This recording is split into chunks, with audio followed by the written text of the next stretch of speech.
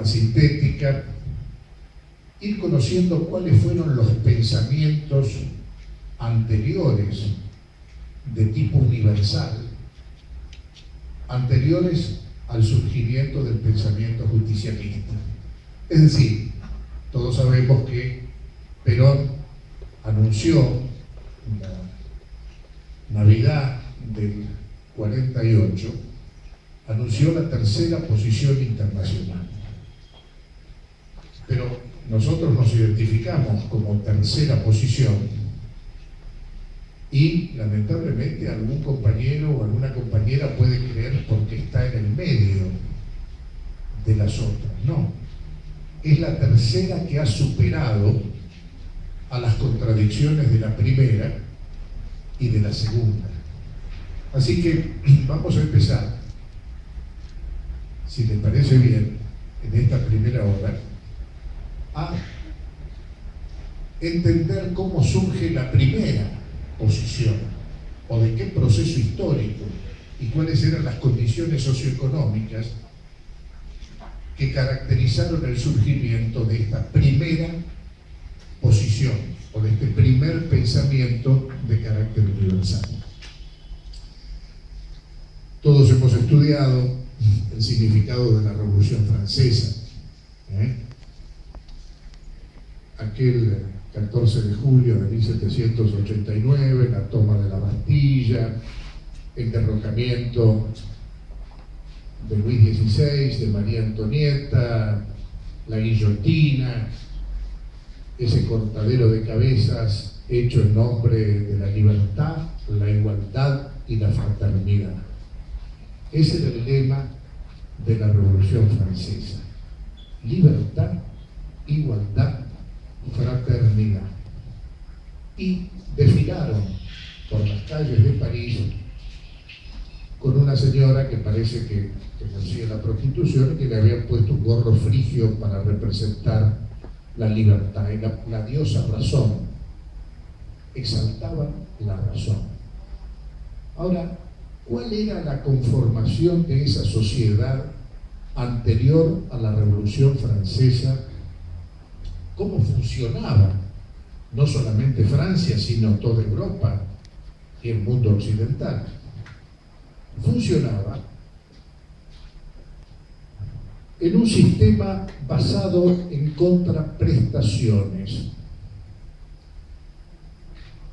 En Francia estaban representados la nobleza, el clero y las corporaciones. La nobleza eran los descendientes de aquellos señores feudales que tenían a su cargo la defensa militar frente a las invasiones bárbaras de Oriente que permanentemente llegaban a Europa y asolaban a Europa. Pero una de las cosas que nunca se explica, ni siquiera lamentablemente en la universidad, es que los señores feudales no eran propietarios de la tierra, eran administradores a perpetuidad de una tierra a la que tenían que defender militarmente. Los campesinos que trabajaban en esa tierra tenían que pagarle el 10% de la cosecha como pago a la defensa militar y a la especialización militar que tenían los señores feudales. Esto lo aclaro porque los críticos posteriores, pensadores importantes como ha sido Marx, confunden el feudalismo con propiedad. La tierra era de la corona, es decir, del Estado. Es decir, un señor feudal no podía hacer un loteo al lado del río y vender unos lotecitos para darle una dote a la hija porque se casaba. Porque, repito, la tierra era del Estado, no era de los señores feudales. La otra representación formal era la Iglesia. ¿Por qué? Porque la Iglesia era la responsable de la educación. Imaginemos que recién, finales del siglo XV, cuando se inventa la imprenta, Gutenberg lo primero que imprime es la Biblia. Recién, a través de la imprenta, comienza a difundirse un conocimiento muy limitado. Imaginemos que eran imprentas manuales, no había tiraje como en la actualidad, algunos pensamientos. Y esta sociedad basada en una iglesia que tenía a su cargo la educación y que también cobraba un 10% de las cosechas en tributos para sostener los monasterios, los conventos, donde se capacitaba y se formaba la gente. En aquella sociedad medieval, anterior a la Revolución Francesa, la Iglesia había dado los hombres más importantes en la filosofía. Estamos hablando de San Abelardo, de Santo Tomás de Aquino, que había traducido a Aristóteles y que realmente fue uno de los fundamentos más importantes de la filosofía social. Aquel napolitano que era profesor en la Universidad de París, en el siglo XII. Y lo menciono con una intención que después la van a ustedes verificar. La nobleza tenía a su cargo la defensa militar, la Iglesia tenía a su cargo la educación, y las corporaciones, que eran el nucleamiento de los gremios, tenían a su cargo la producción de bienes. Ahora bien, cada taller, cada fábrica, cada molino, no era de propiedad de un individuo, era propiedad del conjunto de los trabajadores que formaban parte de manera jerarquizada, donde estaba el maestro, el oficial y el aprendiz. Pero la propiedad era del conjunto de los trabajadores. No había propietarios del taller y trabajadores por otro lado, sino que todo taller y fábrica, molino o lo que fuere, la tintorería, lo que fuera, eran del conjunto de los trabajadores. Eran las corporaciones. Fíjense ustedes que las primeras leyes y edictos de finales del siglo XVIII van a atacar a las corporaciones, prohibiendo el derecho de agremiarse. El edicto Turgot y la ley Chapelier. Qué curioso, ¿no?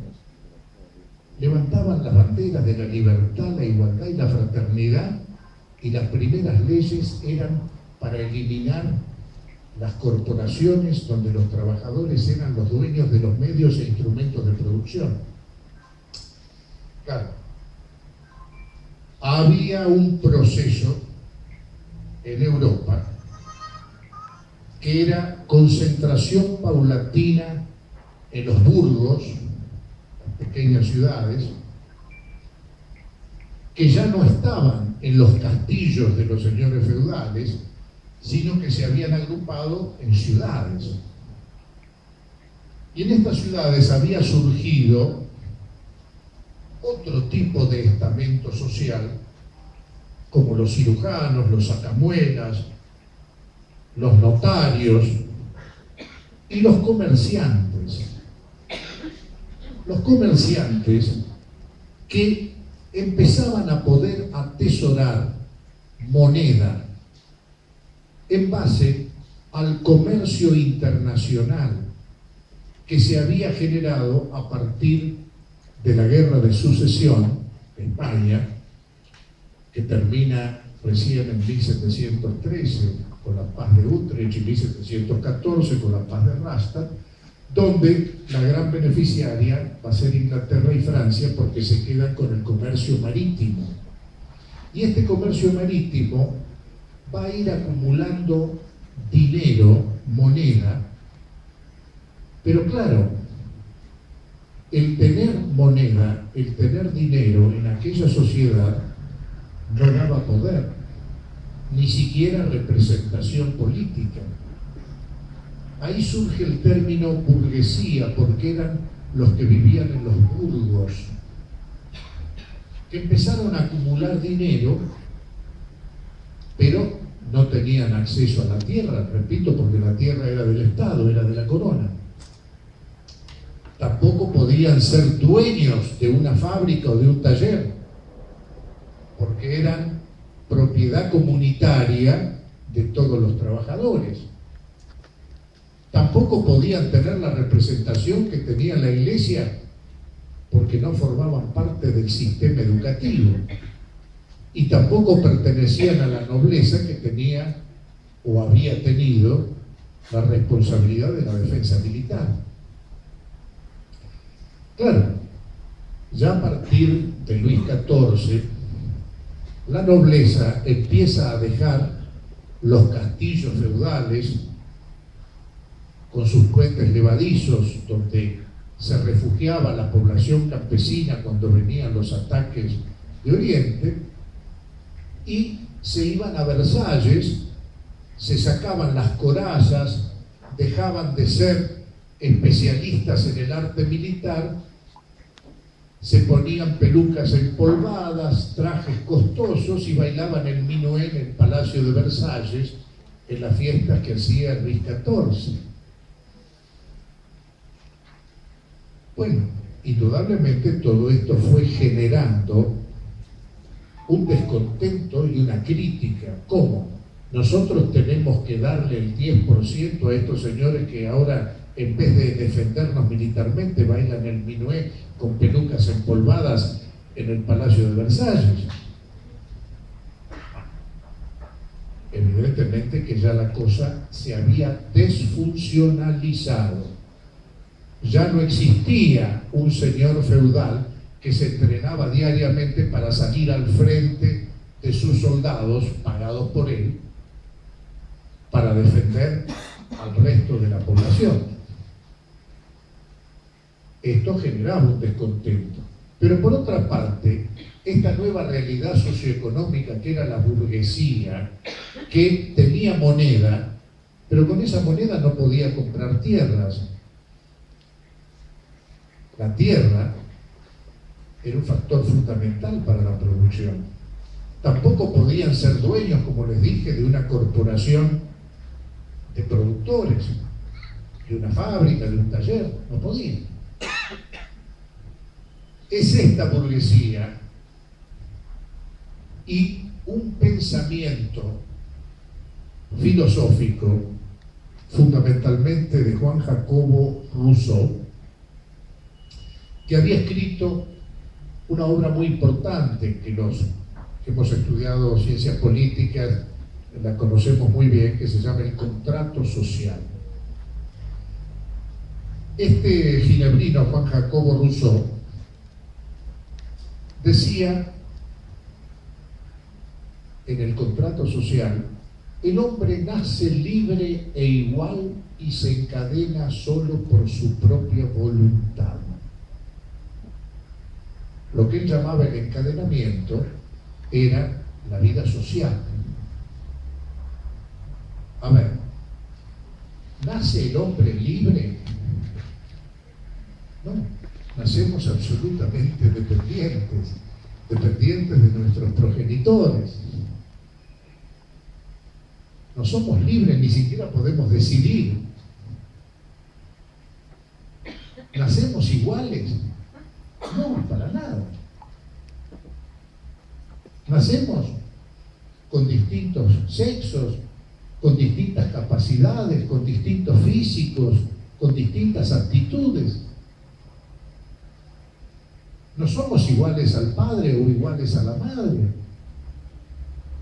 Nacemos en realidad en una familia que sí es el núcleo básico de la sociedad.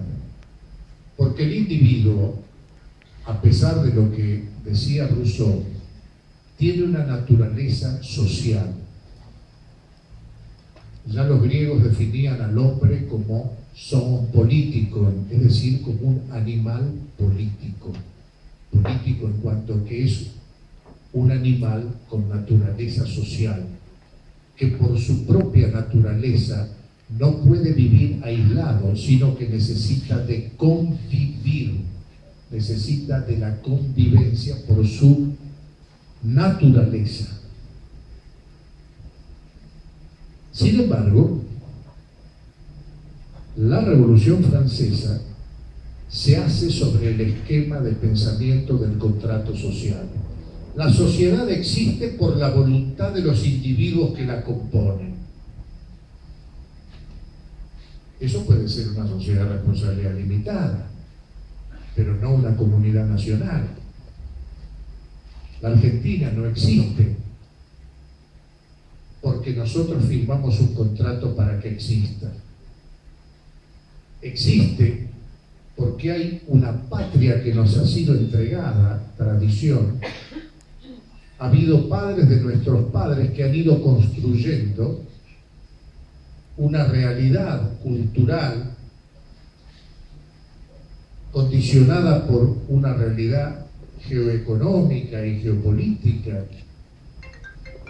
donde la geografía, el clima, la religión, las tradiciones son las que van alimentando aquello que llamamos nuestra cultura, que no es lo que hemos aprendido, sino, ya lo decía una gran pensadora, Madame de Staël, en un libro Rojo y Negro, Rouge et Noir, decía: la cultura es aquello que permanece cuando nos hemos olvidado de todo lo que hemos aprendido.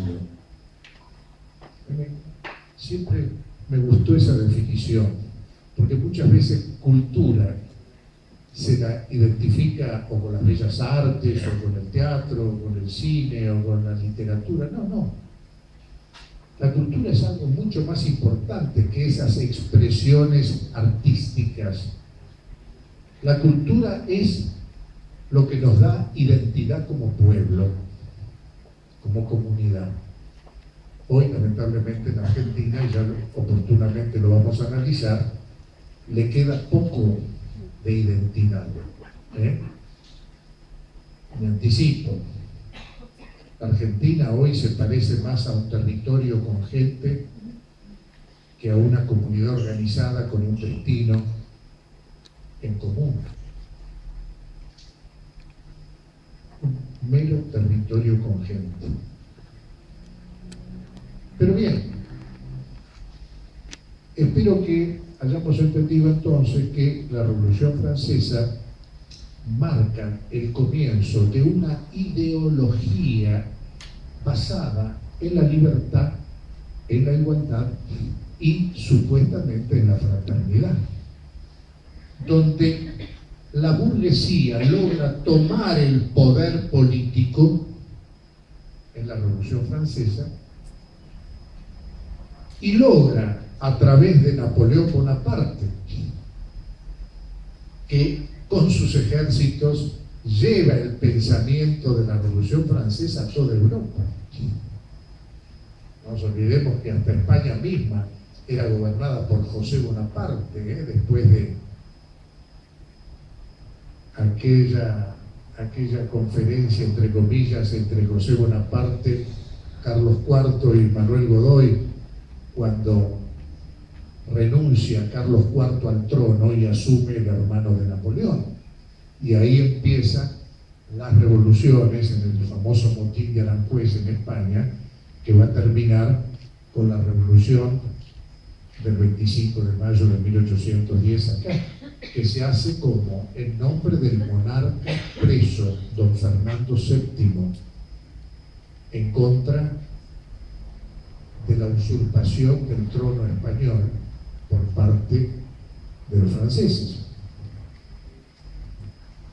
Ya también después vamos a ver los mitos de nuestra historia, ¿no?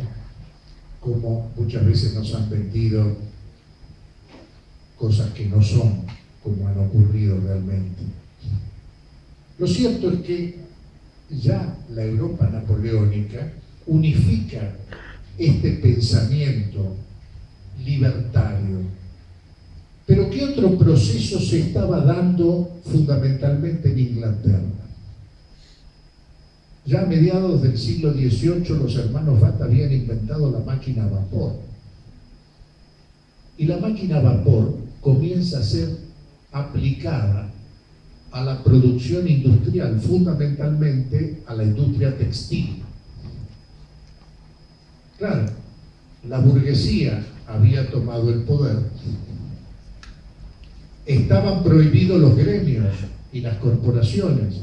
Ahora, los medios de producción pasaban a estar en manos de quienes tenían moneda para transformarla en bienes. La tierra comenzaba a ser de propiedad privada.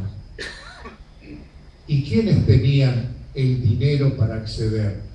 La burguesía, que había acumulado durante décadas dinero sin tener poder y que ahora, gracias al mito de la Revolución Francesa, la burguesía tenía las fábricas y aplicaba la máquina a vapor al proceso industrial, la famosa revolución industrial.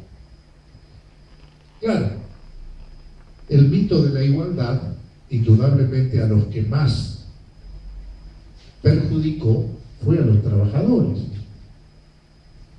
Un gran pensador francés, Julio Guesde, decía: el mito del zorro libre en el gallinero libre.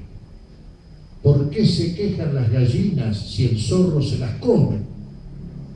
Si ellas también son libres de comerse al zorro.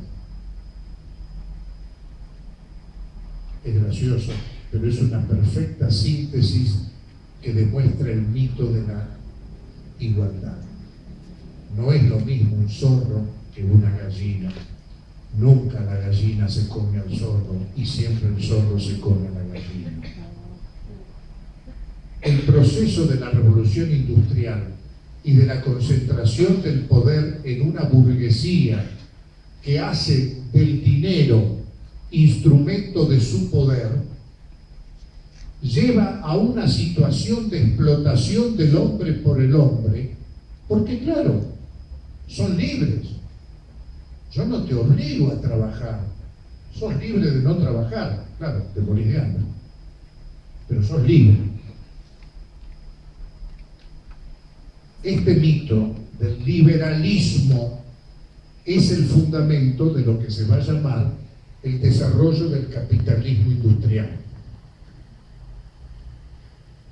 Europa, en el siglo XIX, es la cuna de la revolución industrial y del capitalismo liberal,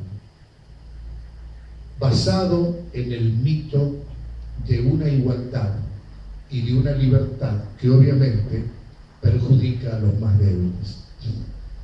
Frente a esta realidad, a mediados del siglo XIX comenzarán una serie de reacciones y comenzarán a generarse las primeras organizaciones de trabajadores basadas en la experiencia de las viejas corporaciones gremiales que habían sido suprimidas por la Revolución Francesa, con el nombre de sindicatos. ¿De dónde viene el nombre sindicato? Se lo pregunté un par de veces a amigos dirigentes obreros y no sabían de dónde venía el nombre sindicato. Viene del griego sinedike, que quiere decir con justicia. Dike es justicia en griego.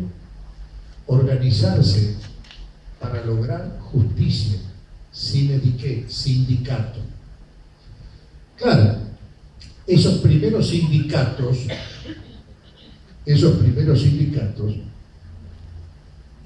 no tenían ni la estructura que tiene ahora el movimiento obrero ni nada por el estilo.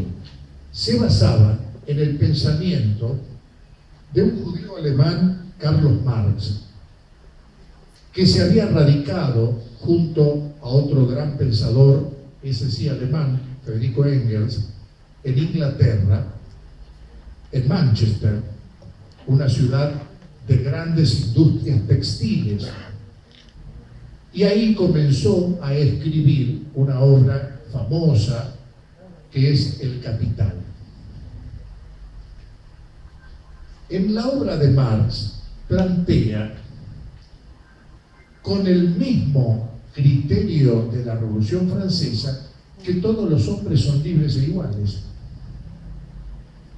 Él parte de una noción igualitaria y dice, Marx, que el hombre no piensa por sí mismo, sino en función de la clase a la que pertenece. Marx dice, hay dos clases, la burguesía explotadora y el proletariado explotado. La única alternativa es la lucha de clases. El proletariado tendrá que tomar las armas para sacar a la burguesía del poder político, iniciar la etapa del socialismo hasta llegar a construir lo que él imaginaba, el paraíso comunista, donde el propio Marx dice, el Estado desaparecerá e irá al museo junto con la rueca y el hacha de bronce. Yo me sonrío porque realmente cuando uno ha estudiado a Marx se da cuenta de los errores conceptuales sobre los que se basó Marx. El primer error conceptual es el mito igualitario y libertario. Marx, por ejemplo, ignora que los señores feudales no eran propietarios de la tierra, que la tierra era de la corona. Y él cree que los señores feudales eran explotadores. No, los señores feudales en su momento eran servidores y cumplían una función social muy importante, que era la de la defensa. Cobraban el 10% de tributo por eso. Vivían del ejercicio de una función. Todo esto lo ignora Marx y plantea que la historia va a ser la historia de la lucha de clases, que el hombre no va a pensar más por sí mismo. El hombre actuará en función de la clase a la que pertenece. Esta es la segunda posición que surge en el siglo XIX para combatir el sistema de explotación del hombre por el hombre que el capitalismo liberal surgido de la Revolución Francesa y la Revolución Industrial en Inglaterra habían generado, junto con la desaparición de aquella vieja sociedad estamental donde las corporaciones gremiales no existían más y que solamente empezaban a aparecer sindicatos basados en el pensamiento de la lucha de clases. Estas dos posiciones convivieron y se asociaron en muchas ocasiones de la historia. Ya en el siglo XX, todavía el discurso de Marx estaba sin realización política. Recién en 1917, poco antes de terminar la Primera Guerra Mundial, en octubre de 1917, se produce en dos ciudades de Rusia, en San Petersburgo y en Moscú, levantamientos populares manejados por quien había pasado a ser el pensador y reorientador de lo que el socialismo marxista había planteado décadas atrás, que era Lenin. Lo que normalmente los socialistas omiten es que el financiamiento de la revolución contra los zares fue financiado por la banca Morgan de Inglaterra, que mandó varios vagones de oro, con oro físico, para financiar lo que fue la revolución bolchevique, que, repito, se produjo en dos ciudades más importantes, por supuesto: San Petersburgo, llamada después del 17 Leningrado, y Moscú.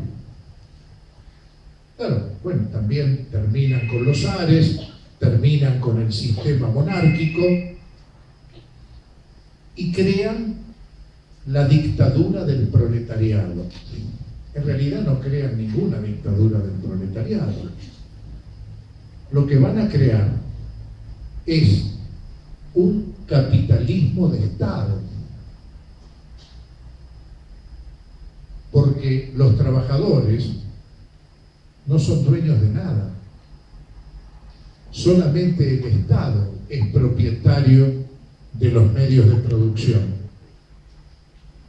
Entonces, una revolución surgida, en teoría, para terminar con la explotación del hombre por el hombre, por un capitalismo inhumano que solo piensa en la rentabilidad, terminó generando un capitalismo de Estado donde el hombre seguía explotado, pero con el verso de que iríamos hacia un gobierno comunista donde desaparecerían las clases, desaparecería el Estado. Todo un mito absurdo que nunca indudablemente se cumplió en la historia.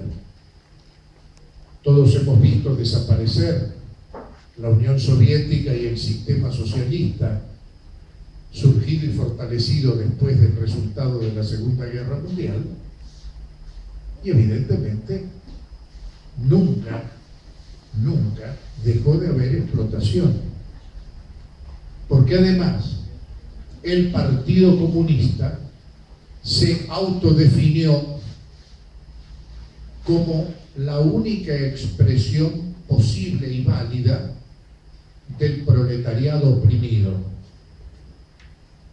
Así que solamente el Partido Comunista podía expresar los intereses y mantener la lucha de clases hasta crear la dictadura del proletariado. Nunca lo hicieron. Se quedaron en el capitalismo de Estado. Frente a estas dos posiciones, que con el proceso inmigratorio llegan a la Argentina, finales del siglo XIX, que vienen, claro, mucha gente pobre de Europa, explotados, que venían a buscar un nuevo horizonte, que venían a aportar con su trabajo la posibilidad de realizarse como seres humanos. Traen también la idea de aquellas organizaciones sindicales europeas y comenzarán a organizarse en la Argentina las primeras expresiones de organización sindical con la matriz socialista, con la matriz de la idea de la lucha de clases. La Argentina, ya en el siglo XX, va a estar caracterizada por estas dos contradicciones. Un capitalismo liberal sostenido por el gobierno. Recordemos lo que fue la década infame después del derrocamiento de Hipólito Yrigoyen. Recordemos lo que era el clientelismo de la década infame, aquella década que comienza con el derrocamiento de Hipólito Yrigoyen el 6 de septiembre del 30, hasta llegar a la gloriosa revolución militar del 4 de junio de 1943. A partir de esa revolución militar y del surgimiento de un hombre, un estudioso, un pensador, un especialista en conducción militar, que ya desde mayor era profesor en la Escuela Superior de Guerra, que había escrito un libro muy interesante que se llama Apuntes de Historia Militar, un nombre realmente humilde, donde el entonces mayor Perón escribe la historia de los grandes conductores militares de toda la historia, desde Alejandro el Magno, Belisario, Julio César, llega Napoleón, llega a los conductores de la Primera Guerra Mundial. Un libro muy interesante. Este hombre, este coronel joven, había estado destinado para estudiar las tropas de montaña en Italia, justamente antes de que se confrontara o que se iniciara la Segunda Guerra Mundial. Y Perón va a vivir una Italia que no era ni capitalista ni comunista, que era otra cosa.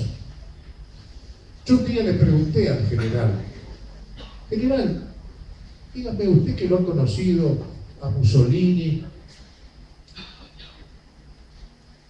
el tema del fascismo, digo, muchas veces hay compañeros que creen que nosotros somos algo muy parecido al fascismo. Entonces Perón me mira, se sonríe y me dice, mire Flores, dice, el problema de Mussolini es que era maestro y socialista y creía que todo se arreglaba con el Estado.